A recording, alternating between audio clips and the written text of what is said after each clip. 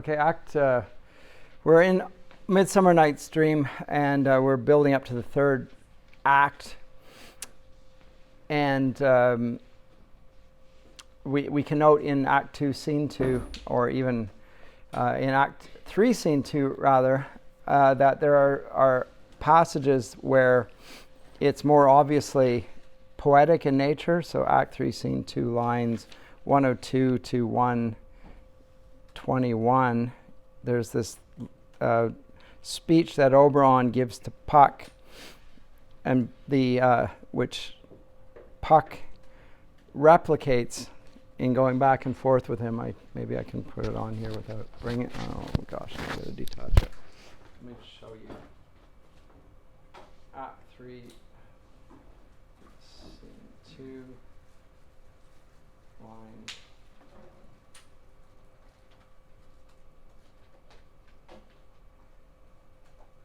And this is when he is applying this is when Oberon is applying the nectar to Demetrius's eyes. Flower of this purple dye, hit with Cupid's archery, sink in apple of his eye, when his love he doth espy. Let her shine as gloriously as the Venus of the sky. When thou wakest, if she be by, beg of her for remedy. Enter Puck. And then he responds in the same incantatory, the same meter, the same rhyme scheme with Oberon, and now the rectification is actually happening. He's doing it with not just the natural charm, but with art. Art and nature working together, and the art, when I see her, the artifice of meter and rhyme. It's conspicuous. It's what children expect in poetry. The reason that they don't like many stories is because they're not rhyming, and they don't like poetry if it's not rhyming. They think that all poetry ought to have rhyme to it. Children sort of expect it. It's really interesting. In the older hymns, they alternate lines. It's usually iambic tetrameter, so not pentameter, but lines of 4 feet, metrical feet, and they often are alternating rhymes. And that gives an orderliness to the hymnody. It helps you to remember it, so it has a didactic function, but it also is then harmonious. And there's a sort of a beauty to it and a sense of progression in it, as well as a harmony thereout.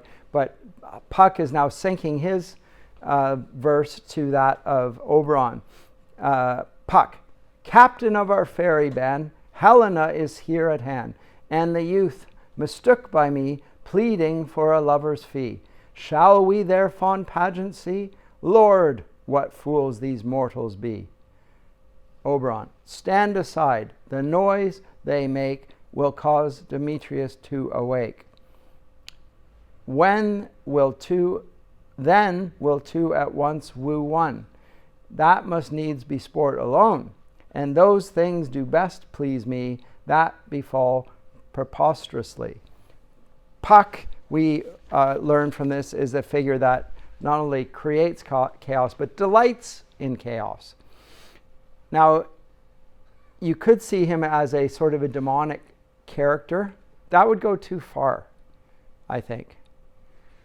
He doesn't seem to delight in evil per se, but rather in conflict, in discord. Discord is the effect of evil. The internet term for Puck would be a troll. Yeah. He likes to see other people fight. Yes. Pops up. Create a conflict and then retreats back into the background. He's like the ultimate little brother. Yeah. Gets the two older brothers fighting. Gets them fighting and then stands off and laughs. There's a bit of that about Puck. Mischievous spirit. Yes. I guess I'm just wondering why, for example, in some versions it says Puck and some it says Robin. Robin Goodfellow is his name, his other name. Robin Goodfellow is Puck. But why it says that in different versions, I don't know, but it is the same character. In terms of the different versions of Shakespeare's plays, there have been different folios. I didn't get into the whole matter of different Shakespearean manuscripts. I could have talked about that, maybe should have. But later editors, there are different versions, and there can be some that are preferred by later editors in there, but it is the same character speaking there. Robin Goodfellow is Puck. So in, that speech, I just wanted to jump to that. But let me go back to Act 3, Scene 1. If I can do this. Yes, I can. Without breaking it all down, bringing it all down. Because in Act 3, Scene 1, get rid of that. And now, there we go. We have introduced to us the figure of Bottom and Titania. And this will reflect to some degree Shakespeare's anthropology, which is to some degree a classical anthropology, insofar as the body will be associated with the carnal human nature, the physical, the passions. And they incline in a certain way. And they incline us towards being just like the animals, the bestial side of human nature, if you will. Whereas Titania represents the mind or the spirit, the more angelic sides of human nature.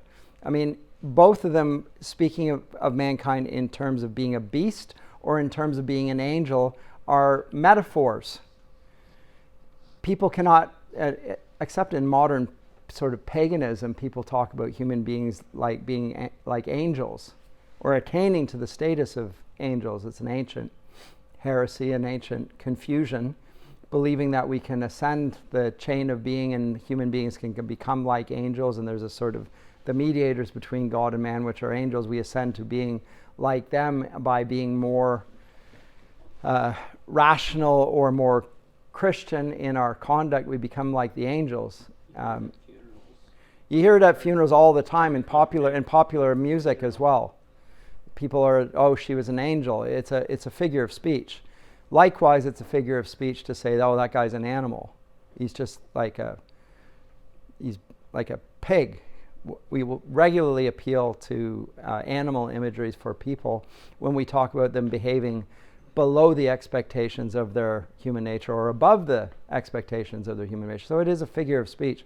Shakespeare regularly employs it, but I don't think he's literal in his intent here. He doesn't actually think that people can become like angels or like beasts, but it's popular use of language for sure, and Bottom is associated with literally an animal, in this case, an ass.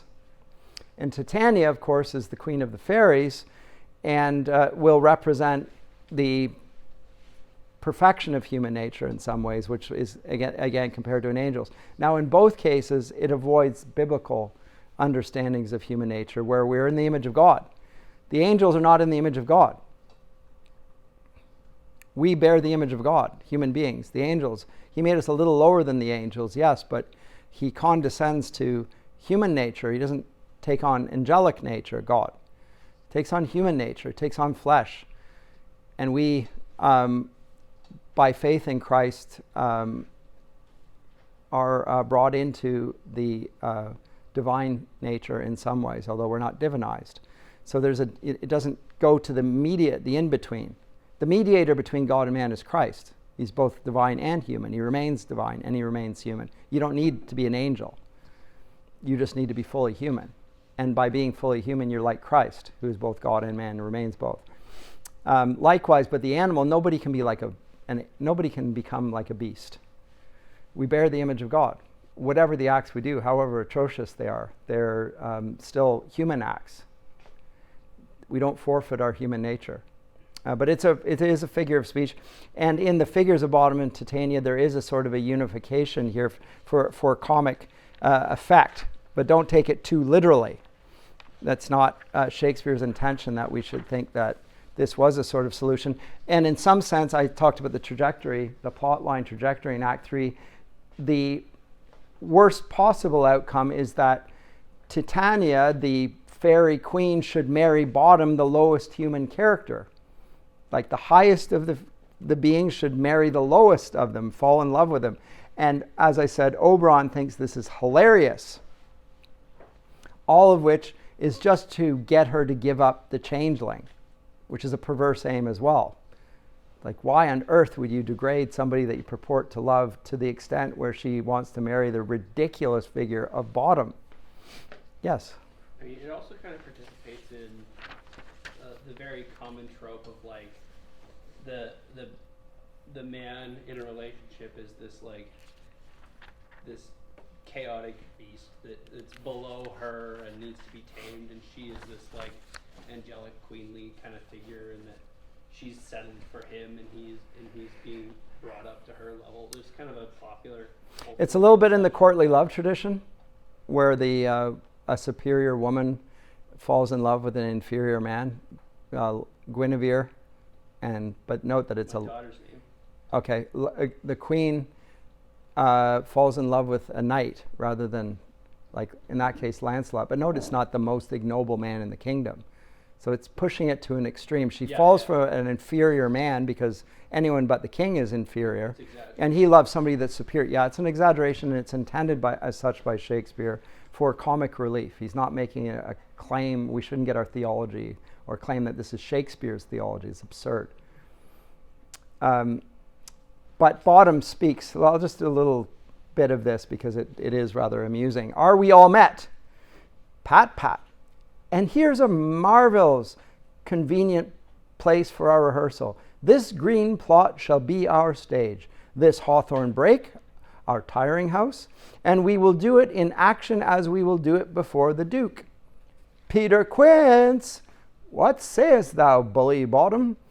There are things in this comedy of Pyramus and Thisbe that will never please. First, Pyramus must draw a sword to kill himself, which the ladies cannot abide. How answer you that? By'r Lacon, a parlous fear. I believe we must leave the killing out when all is done. Not a whit. I have a device to make all well. Write me a prologue, and let the prologue seem to say we will do no harm with our swords, and that Pyramus is not killed indeed. And for the more better assurance, tell them that I, Pyramus, am not Pyramus, but Bottom the weaver. This will put them out of fear. So you begin by telling them that the events that you're about to watch on film are not real events like they do in our stupid films now. Let's begin. In case anybody should mistake these for real action, let's put this proviso. So for all the Bottoms in our world, which... Caution coffee, yeah. Don't try this at home. And the events depicted here are not real, and no animals were harmed in the making of this and all that sort of stuff at the beginning. For all the literalist dummies who don't realize that this is this is a film. Don't email us. Anyway, but the point here is that Bottom is a dramaturge figure in this, but he's a bad dramaturge figure. He is a bad artist. He doesn't understand that art, by being realistic, is not mended by being a literalist in another way. I'll explain the joke, don't worry. Yeah, don't worry. Yeah, lest you think it's for real, I'll explain the joke so that you don't laugh, but also are not afraid. You will not be triggered by this. I will remove all possible triggering. Well, we will have such a prologue, and it shall be written in 8 and 6. So 8 beats and 6. No, make it 2 more. Let it be written in 8 and 8. Will not the ladies be afeard of the lion? I fear it, I promise you. Masters, you ought to consider with yourselves to bring in, God shield us, a lion among ladies is a most dreadful thing. For there is not a more fearful wild fowl than your lion living. Note that Bottom doesn't even understand what a lion is. He thinks it's a bird. A wild fowl. And we ought to look to it. Therefore, another prologue must tell he is not a lion. Okay, so they're going to just add up the prologues to make sure that nobody believes that any of it is happening in reality. All that takes place. And then you keep on naming what he is and what he isn't. So here we have all of these ridiculous characters, failed artists, trying to put on a play while robbing it of every element of imagination, and being incapable to act on top of it. This confusion that will then take place between Oberon, or rather Titania, and Bottom is going to debase Titania, but in no way ennoble Bottom. And this is a really interesting comment as well. So where is this? Bottom Snow, is it Act 3? Is it Scene 2? No, it's there. Titania comes in at the end, right? Oh yeah, there she is. Bottom, line 130. Titania wakes, 128. What angel wakes me from my flowery bed? And then he sings, the finch, the sparrow, and the lark, the plain-sung cuckoo gray, whose note full many a man doth mark, and dares not answer nay. For indeed, who would set his wit to so foolish a bird? Who would give a bird the lie, though he cry cuckoo? Never so. I pray thee, gentle mortal, sing again. Mine ear is much enamored of thy note, so is mine eye enthralled to thy shape, and thy fair virtue's force perforce doth move me on the first view to say, to swear, I love thee. Bottom, methinks, mistress, you should have little reason for that. And yet, to say the truth, reason and love doth keep little company together nowadays. The more the pity that some honest neighbors will not make them friends. Nay, I can gleek upon occasion, as in make a noise, I guess, a cheerful noise. Thou art as wise as thou art beautiful. Not so, neither.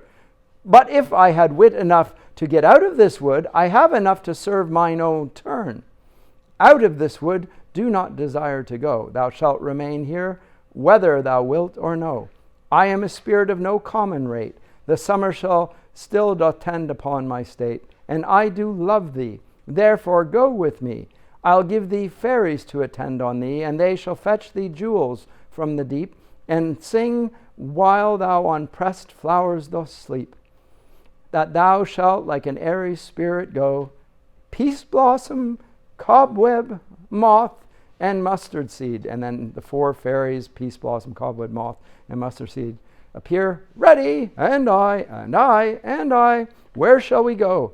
Titania, be kind and courteous to this gentleman, hop in his walks, and gambol in his eyes. Feed him with apricots and dewberries, with purple grapes, green figs, and mulberries, with honey bags steal from the humble bees.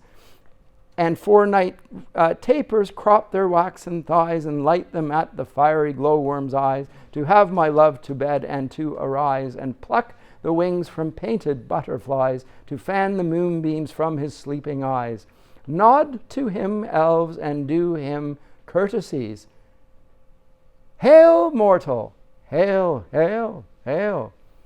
And then Bottom, I cry your worship's mercy. Heartily, I beseech your worship's name.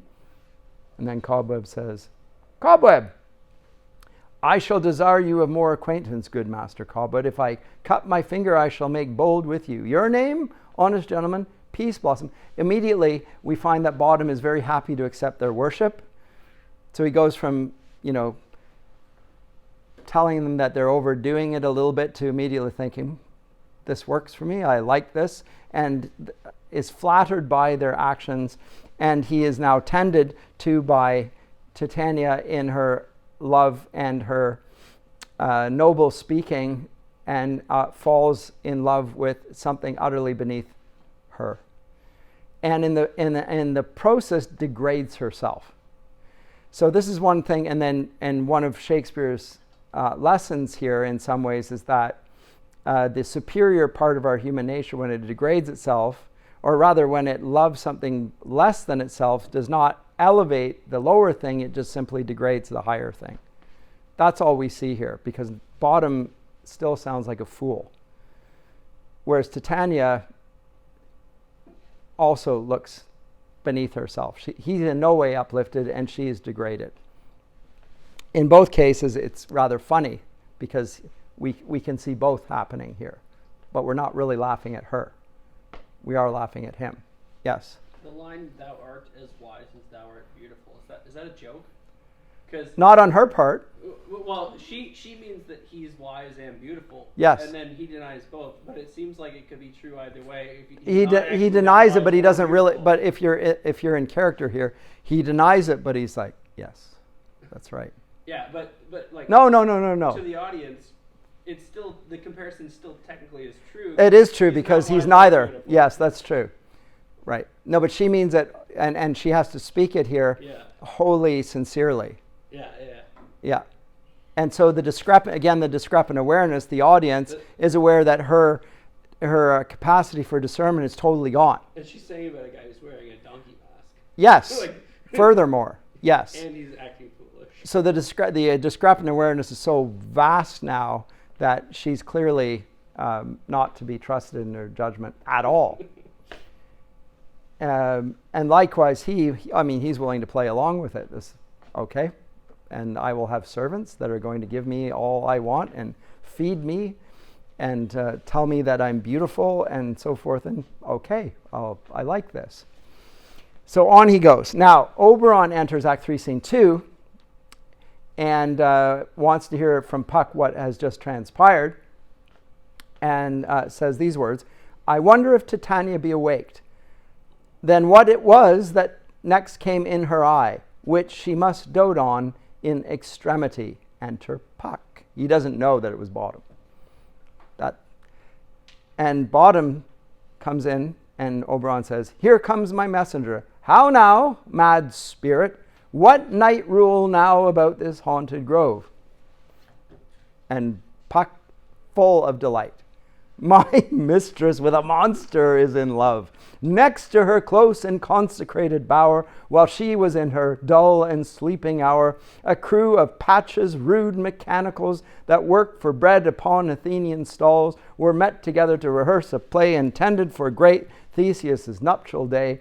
The shallowest thick skin of that barren sort, who Pyramus presented in their sport, forsook his scene and entered in a break, when I did him at this advantage take, an ass's knoll I fixed on his head, anon his Thisbe must be answered.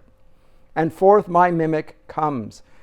When they him spy as wild geese that the creeping fowler eye, or russet-pated chuffs, many in sort, rising and cawing at the gun's report, sever themselves and madly sweep the sky, so at his sight away his fellows fly, and at our stamp here o'er and o'er one falls, he murther cries, and help from Athens calls.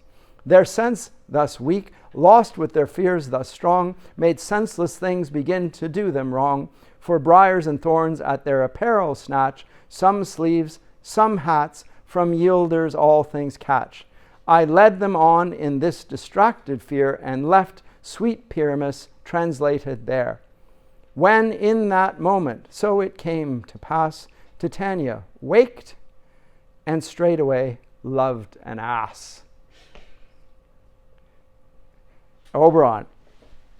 This falls out better than I could devise. But hast thou yet latched the Athenian's eyes with the love juice, as I did bid thee do? I took him sleeping, that is finished too, and the Athenian woman by his side. And when he waked, of force she must be eyed. Enter Demetrius and Hermia. Stand close. This is the same Athenian. This is the woman. But not this, the man. So Puck has... This is the... But not this, the man. Okay. Uh-oh. Oh, why rebuke you him that loves you so? Lay breath so bitter on your bitter foe. Now I but chide, but I should use thee worse, for thou, I fear, hast given me cause to curse. If thou hast slain Lysander in his sleep, being o'er shoes in blood, plunge in the deep, and kill me too. The sun was not so true unto the day as he to me. Would he have stolen away from sleeping Hermia? I'll believe as soon this whole earth may be bored, and that the moon may through the center creep, and so displease her brother's noontide with the antipodes. It cannot be but thou hast murdered him. So should a murderer look, so dead, so grim. So should the murdered look, and so should I, pierced through the heart with your stern cruelty. Yet you, the murderer, look as bright, as clear as yonder Venus in her glimmering sphere. What's this to my Lysander? Where is he? Oh, good Demetrius, wilt thou give him me? I'd rather give his carcass to my hounds. Out, dog, out, cur, thou drivest me past the bounds of maiden's patience. Hast thou slain him then? Henceforth be never numbered among men. Oh, once tell true even for my sake. Durst thou have looked upon him being awake? And hast thou killed him sleeping? Oh, brave touch! Could not a worm, an adder, do so much? An adder did it, for with doubler tongue than mine thou, serpent, never adder stung. You spend your passion on a misprized mood. I am not guilty of Lysander's blood, nor is he dead, for aught that I can tell. I pray thee, tell me then, that he is well. And if I could, what should I get therefore? A privilege never to see me more, and from thy hated presence part I so. See me no more, whether he be dead or no. Out she goes. Demetrius, there is no following her in this fierce vein. Here, therefore, for a while I will remain. So sorrow's heaviness doth heavier grow, for debt that bankrupt sleep doth sorrow owe. While now in some slight measure it will pay, if for his tender here I make some stay. And he lies down and falls asleep. And now Oberon is incensed because Puck's made it even worse. Turns to him, what hast thou done? Thou hast mistaken quite, and laid the love juice on some true love's sight. Of thy misprision must perforce ensue some true love turned, and not a false turned true. Then fate overrules that one man holding troth, a million fail, confounding oath with oath. Now he blames fate. Not my fault, it was, right? Bad luck. Bad luck. Yeah. And then Oberon, about the wood go swifter than the wind, and Helena of Athens look thou find. All fancy sick she is, and pale of cheer, with sighs of love that cost the fresh blood dear. By some illusion see thou bring her here, I'll charm his eyes again, she do appear. I go, look how I go, swifter than arrow from the Tartar's bow. Out he goes. And then the scene that we talked about earlier with the incantation and written in the rhyming couplets. And Lysander and Helena come in, and we'll see what ensues. I'm going to read it because I think it's quite good. Lysander, why should you think, and this to Helena, why should you think that I should woo in scorn? Scorn and derision never come in tears. Look when I vow, I weep, and vows so born in their nativity all truth appears. How can these things in me seem scorn to you, bearing the badge of faith to prove them true? And then Helena, you do advance your cunning more and more. When truth kills truth, oh devilishly holy fray, these vows are Hermia's. Will you give her o'er? Weigh oath with oath, and you will nothing weigh. Your vows to her and me, put in two scales, will even weigh, and both as light as tails. I had no judgment when to her I swore. I wasn't about my wits when I swore my love to her. It's not like... Now I'm in my right mind. Now I know, now I really see clearly. I didn't know what I was saying back then. Nor none in my mind now you give her o'er. Demetrius loves her, and he loves not you.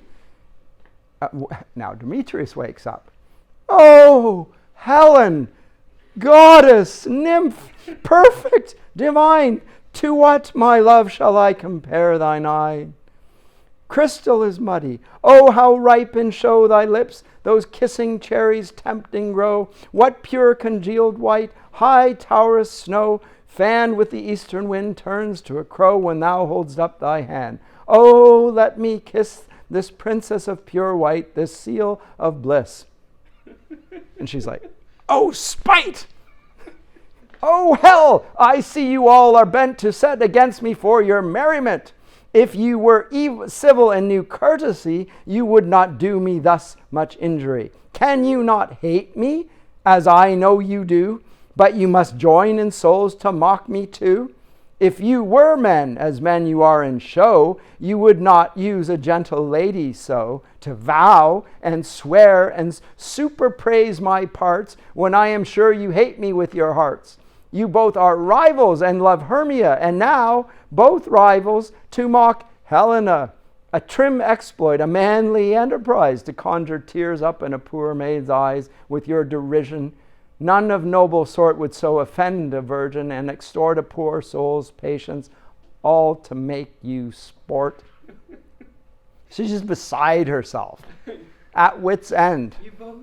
Well, how can you blame her? Now you both love Like me. I they can't both, believe you. she totally impossible, and they, for their part, are in the opposite position, and they're both chasing after her. But you are unkind, Demetrius. Be not so. For you love Hermia. This you know I know. And here with all goodwill, with all my heart, in Hermia's love I yield you up my part. And yours of Helena to me bequeath, whom I do love and will do till my death. Helena, never did mockers waste more idle breath. Lysander, keep thy Hermia, I will none. If e'er I loved her, all that love is gone. My heart to her but as guest-wise sojourn, and now to Helen is at work, is at home returned, there to remain. Helen, it is not so. Disparage not the faith thou dost not know, lest to thy peril thou buy it dear. Look here, thy love comes, yonder is thy dear. Now Hermia comes in. Dark night, that from the eye his function takes, the ear more quick of apprehension makes, wherein it doth impair the seeing sense, it pays the hearing double recompense. Thou art not by mine eye, Lysander, found. Mine ear, I thank it, brought me to thy sound. But why unkindly didst thou leave me so? So note it talks about the way in which the eye loses its function and capacity in the dark, and the ear becomes keener. And that it's the ear that has led her here. And of course, the ear is a potent means of imagining, however, and being deluded. But it has brought her here. Let's say we're at the height of the possibility of tragedy at this point, where everything that is wrong seems right and right seems wrong. And then Lysander, why should he stay whom love doth press to go? What love could press Lysander from my side? And Lysander says, Lysander's love, that would not let him bide. Fair Helena, who more engilds the night than all you fiery O's and eyes of light, why seek'st thou me? Could not this make me know the hate I bear thee made me leave thee so? I left you because I hate you. What are you doing here? And Hermia, you speak not as you think. It cannot be. Helena, lo, she is one of this confederacy. Now she thinks that everyone, even she's in on it. Oh, she's one of this confederacy. Now I perceive they have conjoined all three to fashion this false sport in spite of me. Injurious Hermia, most ungrateful maid, have you conspired, have you with these contrived to bait me with this foul derision? Is all the counsel that we two have shared, the sisters' vows, the hours that we have spent, when we have chid the hasty-footed time for parting us, oh, is all forgot? All school days, friendship, childhood, innocence, we, Hermia, like two artificial gods, have with our needles created both one flower. They're at knitting, or what is this? What do you call this? No, the thimble. Where you? Not the thimble. What? Oh, what do you call this? With the yarn, and you pull it through the sporran and through the sampler and all that sort of thing. Anyway, needlepoint. with our needles created both one flower, both on one sampler, sitting on one cushion, both warbling of one song, both in one key, as if our hands, our sides, voices, and minds had been one incorporate, so we grew together, like to a double cherry, seeming parted, yet an union in partition, two lovely berries molded in one stem, so with two seeming bodies, but one heart, two of the first, like coats in heraldry, do but to one, and crowned with one crest. And will you rent our ancient love asunder to join with men in scorning your poor friend? It is not friendly, 'tis not maidenly. Our sex, as well as I, may chide you for it, though I alone do feel the injury. You broke the girl code. Yes. I am amazed at your passionate words. I scorn you not. It seems that you scorn me. Have you not set Lysander as in scorn to follow me and praise my eyes and face, and made your other love, Demetrius, who even but now did spurn me with his foot? Remember when she came to him like a spaniel and he kicked her? Just now to call me goddess, nymph, divine and rare, precious, celestial. Wherefore speaks he this? To her he hates. And wherefore doth Lysander deny your love, so rich within his soul, and render me, forsooth, affection? But by your setting on, by your consent, what though I be not so in grace as you, so hung upon with love, so fortunate, but miserable most to love unloved, this you should pity rather than despise. I understand not what you mean by this. So I'm going to jump. I'm lost. Well, so are they. No, that's right. But it's hard if you don't have it portrayed in parts on stage. No. Hermia, the dark-haired, shorter. Helena, the tall-haired, blonde. It helps if they're differentiated that way. You can see a clear difference. No, I'm not lost. She's saying I'm lost. But they are. But everyone is. The point is that not one of these characters is rightly oriented. They are totally confused. All four of them. Totally, they think that this is one of the others must be conspiring, or they're all conspiring, and nobody can agree on what. So they're state of utter confusion here, and there's no way of breaking this confusion on their part. It goes on. It's a significant passage, and the possibilities of worse outcomes beckon here. And the possibility of tragedy is very present at this point. Let me come to the conclusion of Act 3, and as Helena, as Puck enters rather, and Demetrius, because Puck is at this point going to seek to rectify at the behest of Oberon, line 388. Actually, that's where I'll pick it up at just before this. Puck and Oberon. Oh, these are long. No, I'll start here. 354. They're about to fight and kill one another, just like the story of Pyramus and Thisbe. And at this point, then Oberon comes back in with Puck, 354, and tries to rectify things and starts the remedy to the quarrel which Puck's screw-up caused. It says this: Thou seest these lovers seek a place to fight. High therefore, Robin, overcast the night, the starry welkin cover thou anon, with drooping fog as black as Acheron, and lead these testy rivals so astray as one come not within another's way. Like to Lysander sometime frame thy tongue, then stir Demetrius up with bitter wrong, and sometimes rail thou like Demetrius, and from each other look thou lead them thus, till o'er their brows death counterfeiting sleep, with leaden legs and batty wings doth creep. Then crush this herb into Lysander's eye, whose liquor hath this virtuous property, to take from thence all error with his might, and make his eyeballs roll with wonted sight. Then, when they next wake, all this derision shall seem a dream and fruitless vision, and back to Athens shall the lovers wend, with league whose date till death shall never end. Whilst I this affair do thee employ, I'll to my queen and beg her Indian boy. And then I will her charmed eye release from monsters' view, and all things must be peace. So here's the remedy. these 4 lovers, you're going to fix this, and that will send, and then you'll send them back to Athens. And I, for my part, will go to Titania and put this on her eye, and then she'll give me the changeling Indian boy. Don't ask me again why he wants the changeling. But when she gives up the changeling, then everything will be rectified. But that's the reference to the Indian boy here.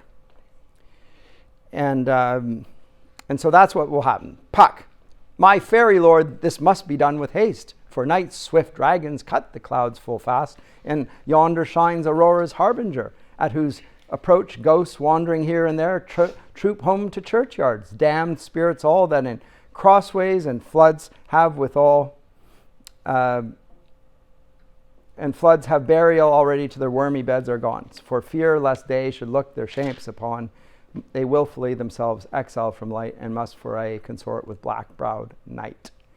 And then Oberon concludes, and then I'll conclude this act. But we are spirits of another sort. I, with morning's love, have oft made sport, and like a forester the groves may tread, even till the eastern gate, all fiery red, opening on Neptune with fair blessed beams, turns into yellow gold his salt green streams. But notwithstanding, haste, make no delay, we may effect this business yet ere day. So he then goes out and do this. I think this is a Christological import here on Oberon's part, but I'm not going to flesh that out here. Let me go on to Act 4, Scene 1. Enter Queen of Fairies, Titania, Clown, bottom, and Fairies, and Oberon is in behind them, unseen, backstage. The audience will see Oberon in the background. The characters on stage do not. So Act 4, Scene 1. Titania, come sit thee down upon this flowery bed, for while I thy amiable cheeks do coy, and stick musk roses in thy sleek smooth head, and stick thy fair large ears, my gentle joy, because of course he's still got the ass's head on, and she's putting flowers in his hair. And he's accompanied again by Cobweb and Peace Blossom and Mustard and so forth. And I'll skip over that and come to Oberon now comes forward. Oberon advancing, line 45. Welcome, good Robin. Seest thou this sweet sight? Her dotage now I do begin to pity. For meeting her of late behind the wood, seeking sweet favors for this hateful fool, I did upbraid her and fall out with her.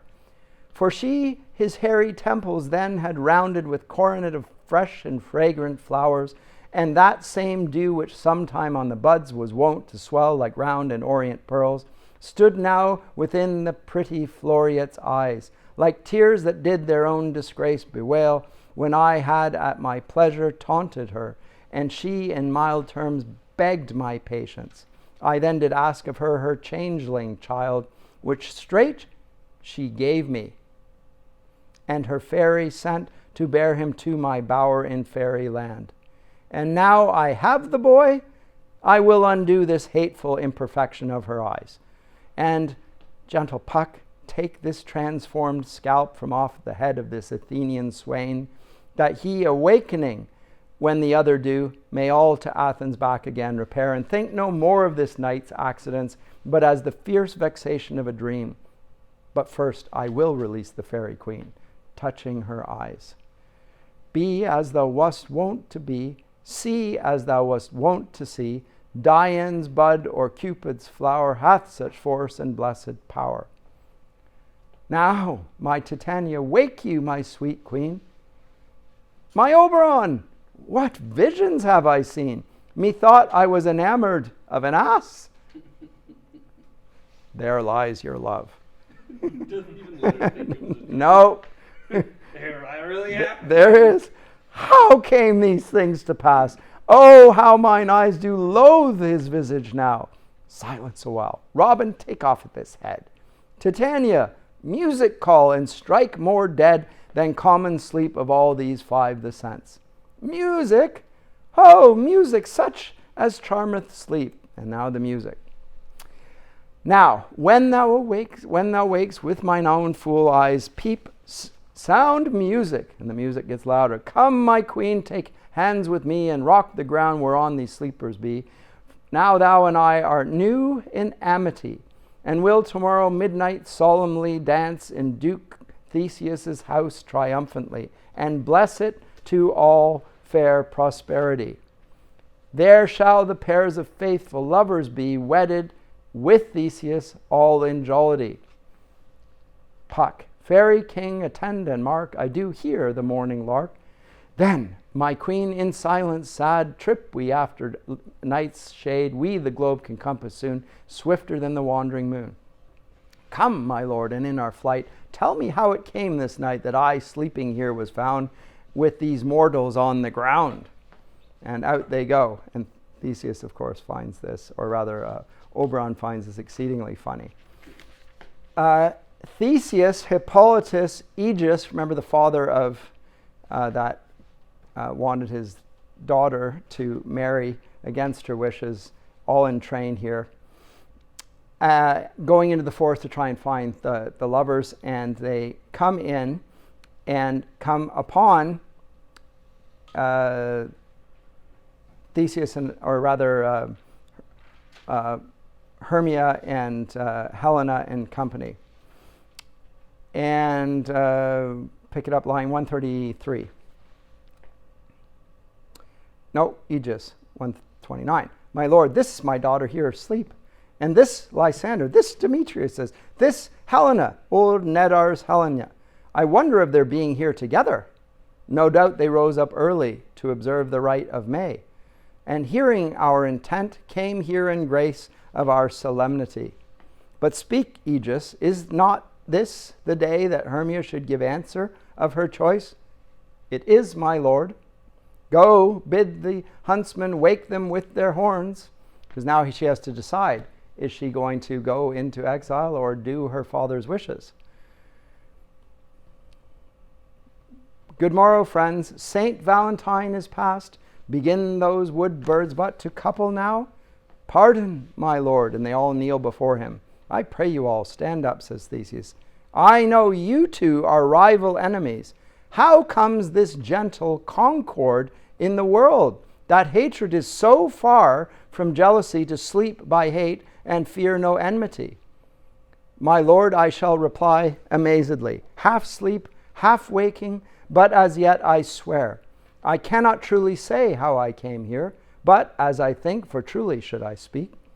And now I do bethink me, so it is, I came with Hermia hither. Our intent was to be gone from Athens, where we might, without the peril of the Athenian law, and Aegeus, of course, is furious. They were going to, what?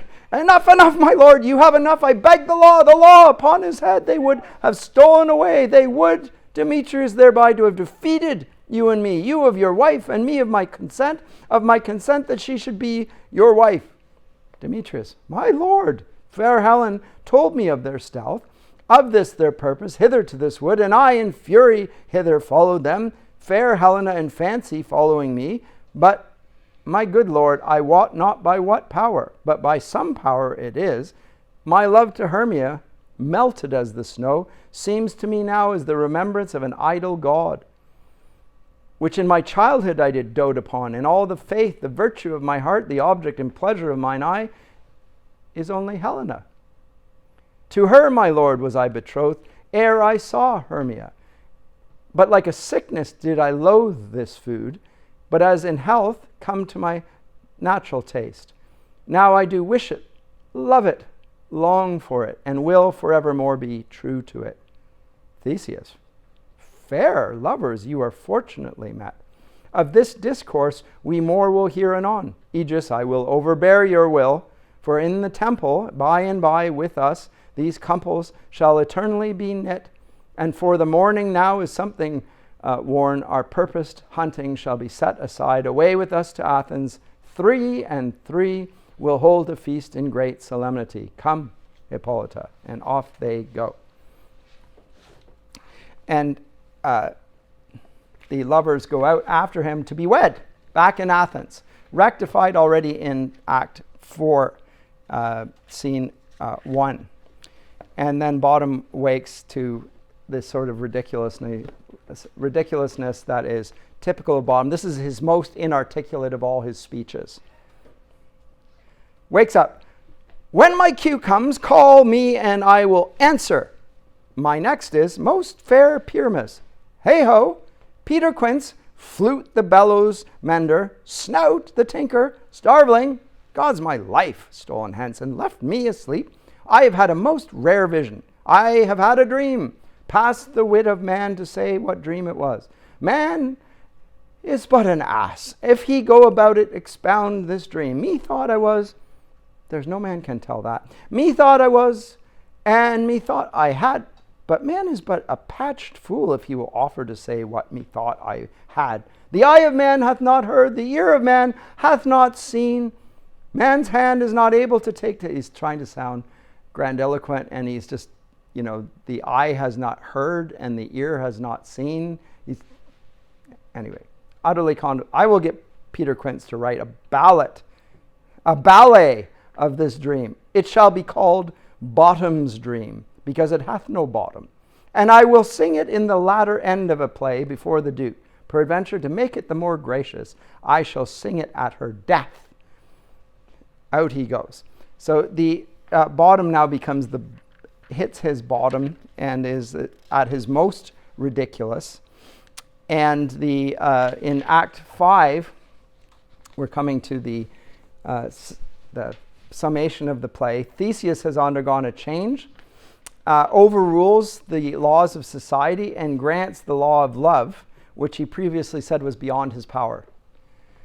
So he has been fixed. What we will find is every character in the entire play is better than they began the play with. Theseus, Hippolyta, Oberon, Titania, all of them have been ennobled in some ways. So what he said was beyond his power to overrule, that is the laws of society, he does grant here, and counterbalances the power of Aegis and tells the lovers that they can marry as he sees fit, and Aegis just seems to accept it, which is sort of odd. Anyway, Act 5, Scene 1. Theseus summarizes and adds to the lessons taught about the power of the imagination, expressing the attitude that the lover's story may not be quite true, and it doesn't matter particularly. So where's the speech? Theseus. Hippolyta begins. 'Tis strange, my Theseus, that these lovers speak of, more strange than true. He says, I never may believe these antic fables, nor these fairy toys. Lovers and madmen have such seething brains, such shaping fantasies that apprehend more than cool reason ever comprehends. The lunatic, the lover, and the poet are of imagination all compact. One sees more devils than vast hell can hold. That is the madman. The lover, all is frantic, sees Helen's beauty in a brow of Egypt. The poet's eye, in a fine frenzy rolling, doth glance from heaven to earth, from earth to heaven, and as imagination bodies forth the forms of things unknown, the poet's pen turns them to shapes, and gives to airy nothing a local habitation and a name. Such tricks hath strong imagination, that if it would but apprehend some joy, it comprehends some bringer of that joy. Or in the night imagining some fear, how easy it is a bush supposed a bear. But all the story of the night told over, and all their minds transfigured, so other, says Hippolyta, more witnesses than fancies images, and grows to something of great constancy. But howsoever strange and admirable, in they come. But this speech by Theseus here expresses the view of a rational man about the imagination. He still holds it in some suspicion. And yet he can't explain what's just happened to transform the lovers from this state of discord to that state of concord. but expresses the skeptical view of the imagination, which is, again, characteristic of the philosophical tradition. But still, what the audience sees with its discrepant awareness is a better view of the imagination than Theseus himself presents to us here. And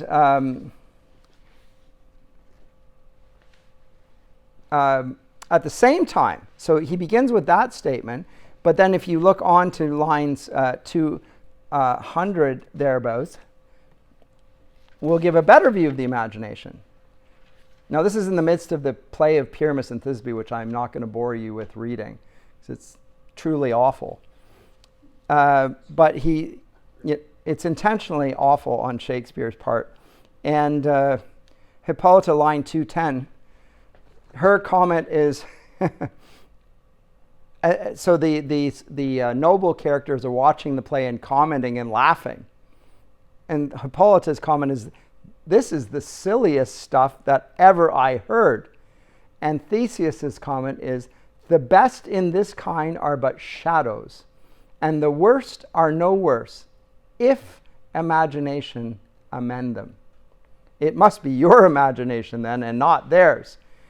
And then Theseus, "If we imagine no worse of them than they of themselves, they may pass for excellent men. Here come two noble beasts, a man and a lion."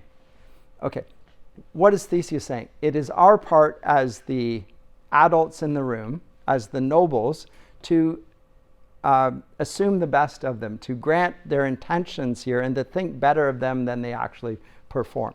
It's like parents watching a child's play. You can see what they're aiming at, and it's the nobleman's part to receive the gracious offer of performance in front of them, and to receive it with in the spirit with which it's intended, rather than the actual delivery. That's more or less what he's saying. So there is and again, Shakespeare for his audience is trying to teach the audience that there's a nobility in your interpretation of the events and not just the presentation. So it is, the dramaturge has a certain responsibility, but so does the audience. In receiving actions, try to think the best of that. And that's what he's talking. So the imagination is also involved in watching something and not just in seeing its faults. It's really easy to spot faults, by the way, because they're evident. It's sort of noblesse oblige, is what we would call this.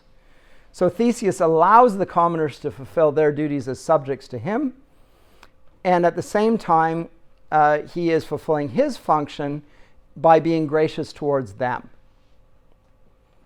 We actually all desire praise from our superiors. And for him to deny them praise for their intended good would be to be churlish on his part. He needs to praise them. Very important for teachers and for parents to praise their children. Give them a lot of praise. By all means, criticize, but don't overdo the criticism. And do, to some degree, think the best of them. It's a lesson. Yes. Well, it read to me similar to, a moment I've experienced lots of times in my life, where eventually a more mature person in the room goes, okay, we've heckled them enough. Let's just let them finish their thing and do our best. It does come with age. It really does. Young people are very quick to spot hypocrisy, and then they eventually awake to the idea that actually they're hypocrites as well. I remember that age in myself. First seeing the hypocrisy, that's easy. All teenagers can see hypocrisy, drives them crazy. Then comes the next stage when you realize that you too are guilty of that same hypocrisy. You're still rather impatient with it. Eventually you get to the stage, and I don't know there's an age for this, when you have children where you're a little bit more benevolent, a little bit more gracious, a little bit more patient, and that patience and the tolerance for the imperfection actually helps them. So it's like we said at the beginning. If you want to deal with badness, you give them good. It's a slow process. You're not going to fix it by the hard rigor. You fix it by giving grace, and that is part of the process. That's what's being illustrated here. So Shakespeare's directing the audience of the play to use their imagination when viewing the play, to participate imaginatively in the play. they also must lend their imagination here. And the value of the play is not seen in the actual play, but in how the audience receives the play. So there is an element of grace even in the reception of the play that Shakespeare is drawing to our attention. It will conclude with that as well, by the way, in the epilogue. The famous lines here from Puck. So it concludes with it begins with the human leaders of Theseus and Hippolytus. It concludes with Oberon and Titania. And then Puck concludes, and he speaks, and he probably, everyone else is gone, by the way. Oberon, Titania, the train. The only one left is Puck. He will walk up stage right to the front of the play and speak through the third wall. The third wall being between the stage and the audience, acknowledging the audience for the first time, speaking to them directly. Before they'd acted as if they weren't there. There was a discrepant awareness. Now suddenly Puck comes forward almost like he's the playwright and addresses the audience and is engaging with them in a sort of participatory fashion and says, if we shadows have offended, think but this and all is mended, that you have but slumbered here while these visions did appear. And this weak and idle theme, no more yielding but a dream, gentles, do not reprehend. If you pardon, we will mend. And as I am an honest Puck, if we have unearned luck now to escape the serpent's tongue, we will make amends ere long. That's the serpent's tongue, reference to Satan, yes. We will amend, he's giving it a Christological conclusion here. If we receive with grace, if now to escape the serpent's tongue, we will make amends ere long. Else the Puck a liar calls, so good night unto you all. Give me your hands if we be friends. And we give you your hands. He doesn't give your hands, as in give me your hands if we be friends, and Robin shall restore amends. But there's grace at the conclusion of this in the way that they're receiving it. It's the audience is talking about theater as an act of worship as much as anything. There's a liturgical function to this all. In the economy of Shakespeare's Renaissance Christian dramatist's theater, there is actually a function here that is beneficial to the audience for their souls. To take life not so seriously and to see that just to reflect on it. So it's a great play in that sense. Anyone have any comments, questions for it? Yes, Adam, and then... Just at the beginning of the play, it's very much focused on the letter of the law. Very much. And then gradually transitions to this concept of grace. Yes. And like the heart of the law, so to speak. Yeah, and that was my intent here. I think that's exactly what happens here later in Shakespeare's career. As I say, this is in the later period when it becomes to me more Christological, at least in its articulation, and you can see it implicit or explicit. I mean, the serpent's tongue seems to me pretty explicit, but the theme of grace and putting that within, and that, I thought it was a good play to begin with for that purpose. Yes, absolutely correct. Also.